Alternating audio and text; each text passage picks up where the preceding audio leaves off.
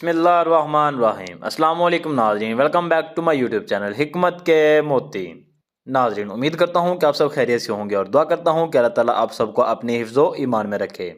नाज़रीन, आज की इस वीडियो में मैं आपको बताऊँगा कि एक औरत को हामिला होने के लिए सबसे बेहतरीन जो पोजीशन होती है उसकी किस तरह से ज़रूरत पड़ती है। एक औरत हामिला होने के लिए किस तरह से अपने खामंद के साथ हम बिस्तर हो मिलाप करे तो उसको जल्द से जल्द वो अमल जो है वो कंसीव हो सकता है। आज की ये वीडियो आपकी ज़िंदगी बदल सकती है। अगर इस वीडियो को आप पॉइंट बाय पॉइंट देखती हैं तो इंशाअल्लाह आपको ये वीडियो बहुत ज़्यादा फ़ायदा दे जाएगी। तो आइए नाज़रीन, चलते हैं वीडियो की जानब जाने से पहले अगर आपने अभी तक मेरे चैनल को सब्सक्राइब नहीं किया है तो मेरे चैनल को सब्सक्राइब कर लीजिए और साथ ही खड़ी हुई बेल आइकन को भी दबा लीजिए ताकि हर आने वाली नई वीडियो को जो नोटिफिकेशन है वो सबसे पहले आप तक पहुंच सके। जब दो शादीशुदा यानी एक मर्द और औरत अपने दरमियान तल्लुकात कायम करते हैं, मर्द की तरफ से स्पर्म आ जाते हैं और औरत की तरफ से एग आ जाते हैं। दोनों फर्टिलाइज होकर जाइगोट बना देते हैं और जो जाइगोट होता है वो औरत की बच्चादानी में जाकर अनप्लांट हो जाता है। वहाँ से हमल का जो सफ़र है उसका आगाज़ हो जाता है। इन दो चीज़ों का होना लाजमी होता है, यानी कि मर्द के जो स्पर्म हैं उनका होना भी लाजमी है और औरत के जो एग हैं उनका होना भी लाजमी है। इनका बगैर कभी भी हमल जो है वो कंसीव नहीं हो सकता। और मर्द के जो स्पर्म होते हैं इनके लिए कोई भी स्पेसिफिक जो वक्त है वो नहीं होता, ये हर वक्त ही खारिज होते रहते हैं। 24 घंटे ही मर्द के अंदर जो ये प्रोसीजर है वो बनता रहता है।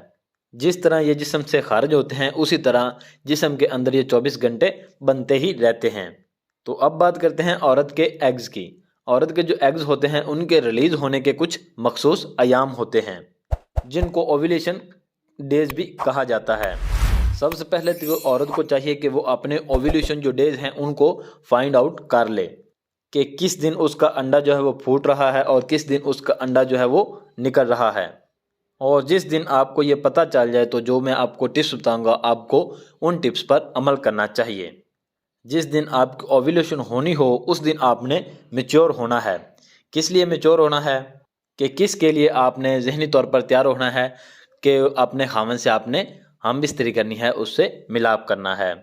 कोई भी काम करने के लिए जिस्मानी तौर पे और जहनी तौर पे उसका रेडी होना लाजमी होता है। आप कोई भी काम कर लें, दुनियावी कोई भी आप अगर काम करते हैं तो उसके लिए अगर आपका माइंड सेट नहीं है, आपका जिस्म आपको इजाज़त नहीं दे रहा तो आपका काम जो है वो कभी भी आसानी से नहीं होगा। तो इसलिए आपने ख़ुद को तैयार करना है, ख़ुद को मैच्योर करना है अपने खामन से मिलने के लिए। तो अब मैं आपको बताता हूँ कि जो आपने पोजीशन इख्तियार करनी है वो कौन सी होती है। तो नाज़रीन, पहली जो बातें हैं उनका समझना बहुत ज़रूरी था, इसलिए मैंने वो आपको पहले बताना मुनासिब समझी। तो अब आपको मैं जो पोजीशन बताने लगा हूँ आपने उसको अच्छी तरह से मतलब समझ लेना है ताकि आपको बाद में किसी किस्म की मुश्किलात का सामना ना करना पड़े। वैसे नाज़रीन, अमूमन तो किसी भी मतलब पोजीशन की ज़रूरत नहीं होती। अगर मर्द के स्पर्म वगैरह ठीक हैं, वो पावरफुल हैं तो बेशक किसी भी पोजीशन की ज़रूरत नहीं है, लेकिन फिर भी मैं आपको कुछ पोजीशन बता देता हूँ। एक पोजीशन तो ये है कि आप जब मतलब मिलाप करने लगें तो अपनी आपकी जो छोटी पीठ है उसके नीचे आपने तकिया रख लेना है और तकिया रखने के बाद आपने मिलाप करना है, क्योंकि इसका फ़ायदा ये होगा कि आप जब मिलाप करेंगी तो आपकी जो स्पर्म हैं वो मर्द के स्पर्म होंगे वो डायरेक्ट आपके बच्चादानी तक पहुँचेंगे। इस तरह से आपके जो स्पर्म है वो मर्द के जो स्पर्म होंगे वो ज़ाया नहीं होते, वो मुकम्मल आपके अंदर ही रहेंगे।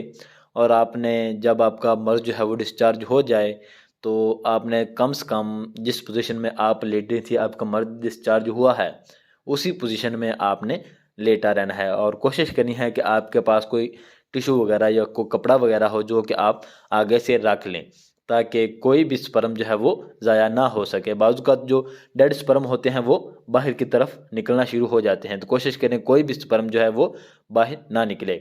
अगर तमाम स्पर्म जो हैं अगर बच्चादानी तक पहुंच जाते हैं तो आपके जो कंसीव करने के चांसेस होते हैं वो बहुत ज़्यादा बढ़ जाते हैं। तो नाज़रीन, और भी किसी तरह का अगर आपके माइंड में कोई किसी किस्म का सवाल हो या आपके माइंड में कोई किसी किस्म की परेशानी हो तो आप मुझसे शेयर कर सकती हैं, कमेंट बॉक्स में भी कर सकती हैं, व्हाट्सएप पे भी कर सकती हैं। वीडियो में मेरा नंबर मौजूद है, वहाँ से आप मुझसे व्हाट्सएप पे भी रब्ता कर सकती हैं।